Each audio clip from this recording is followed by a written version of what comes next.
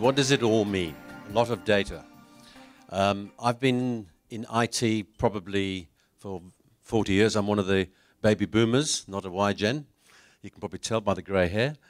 What you are going to experience in the next 10, 15 years is unprecedented change. You've all heard it, and you've heard it a number of times.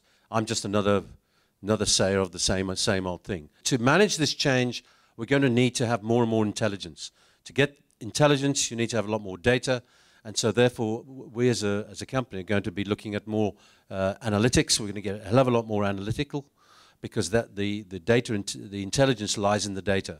We literally process terabytes of data every single month, and we've come up with something that we call the Career Junction Index. You can download it for free every month. You can subscribe to it so you can participate in it if you wish. What it is, it provides insights into the online labour market. Not the labour market in South Africa, but specifically in the online, because I can't answer the offline stuff, because we can measure just about everything and anything. And it gives us the trends, the demand trends, the supply trends, the rising and shrinking of industries across various occupations, identifies skill shortages, even by geography as well, identifies strategies for people to use that data to alleviate the effect of decreasing supply of candidates. So for those that want to download it, go to cji.coza and you can download it. We gather this data from 2,000 top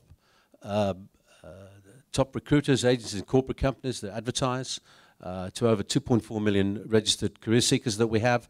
And with the internet becoming an increasingly popular method of finding a job and sourcing candidates, then this index can help a very large array of people across the HR spectrum. So this chart that you see here, what it does is if you compare April to February, it compares the last 3 months with the previous 3 months in terms of supply and demand. So here you can see anything above 100, what that means is that there are more job opportunities for potential career seekers and less potential career seekers per job advert. Okay? Below 100 means that less opportunities for potential career seekers and more potential career seekers per job advert. Okay? So that's what the index does, and in fact some of the JSE analysts use this data to measure some of the recruitment companies that are on the JSE. Data can be terribly boring, so we try and make it a little bit more fun. And so we're trying to indicate here through colors and volume where there's a lot of demand in certain sectors of industry. And here you can see that the recruitment is very difficult in sales and medical at the moment in certain industry sectors.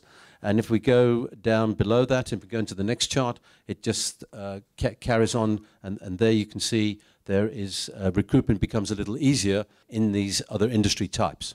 So if you look at the general stats for April, we had roughly 700,000 applications versus 430,000 this time last year. So you can see there's been a huge growth in terms of applications online. So you can see where it's heading. And the growth in mobile has been phenomenal. I mean, I kid you not, phenomenal in 12 months. From less than 1% to roughly 24% of the total visitors are using mobile. This is trying to indicate here that the demand in 2012 wasn't very good. And it suddenly started to pick up from January of this year. Finance, technology, and engineering. Frankly, over the last 10 years, they've always been in the top 3. And all the others have fluctuated depending where the economy, the state of the economy actually is. I've got a lot of trending charts. This is just to illustrate a point that you can see from one industry to another. The volume of job ads is really depicting what is going on in the marketplace. Okay, so if you're seeing that there's a less demand for engineers, for example, that means they're just not advertising those positions because they either people have been retrenched or they haven't filled in those positions that have been through natural attrition, for example. Building and construction, you can see, is starting to go up again, which is quite interesting. We see the telecommunications is a bit up and down. Human resources and recruitment, that's an interesting chart in itself. If you want to plan something, it's often worth looking at this data because some of the data will tell you geographically where some of these people are. A lot of companies are bringing recruitment in-house and they're using less and less agencies.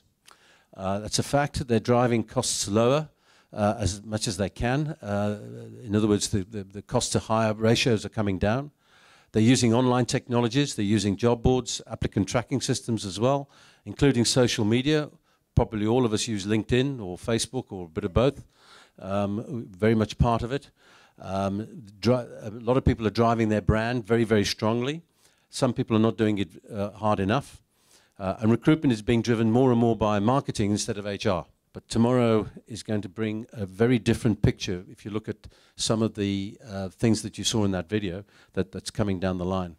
Print, mobile and online, there's going to be an integration of all that, a multi-platform environment where technology is going to play an absolutely key role in attracting and getting staff. And how many Gen Y actually read newspapers today? How many Gen Ys actually read? How many Gen Ys use their cell phones? How many Gen Ys use Facebook and BBM and all those instant messaging? I think we've got to engage with these people on their level, not on ours, but on their level. We've got to understand how they operate and use the same medium as they do. Your people are your most important assets. That's what everybody says. So keep them for as long as you can, but the question is how. The average time is not 2 years, it's 18 months. And that's challenging in itself because it's very expensive. Working environment. One of the key things is we talked about is make it fun as much as you possibly can. Make it cool to be there. I mean, the decor here, the brand that you've got here, Ambi, is great. It's the right flavor. It's the right image. Activities, a recreation room. We've got a table tennis and a snooker table. Popcorn, fruit, something to retain them, just to keep them there, to make the conditions a little bit happier, a little bit of a fun place to be in.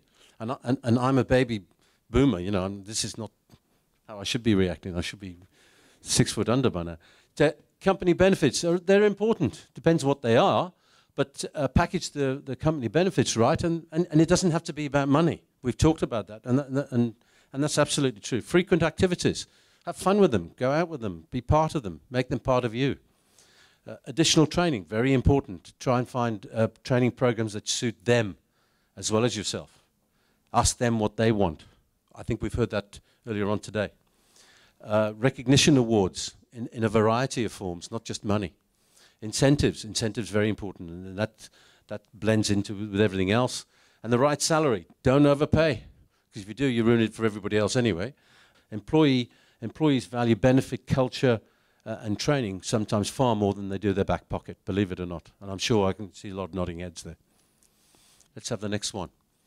I'm recommending you use it. It doesn't cost you anything, so why not? Use it as an input to your strategy. It might help, and you might get tremendous benefit from it. Look at the geography of talent, where to locate your new recruits, which I've mentioned. It doesn't have to be around the corner here, unfortunately. It's not always possible. Your talent acquisition strategy needs to encompass a multi-platform, integration of the company brand, enforce the culture of as an employer of choice.